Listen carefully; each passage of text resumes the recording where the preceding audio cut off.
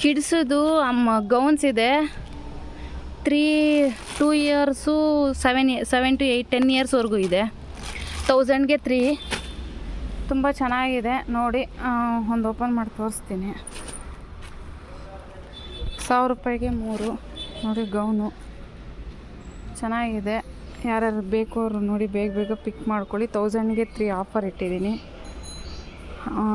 Gowns ತುಂಬ ಚೆನ್ನಾಗಿದೆ.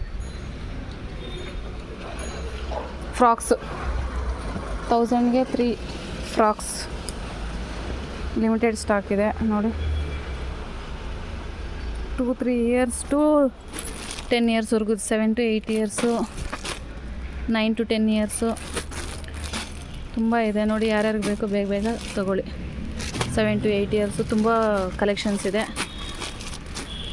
1000ಗೆ 3.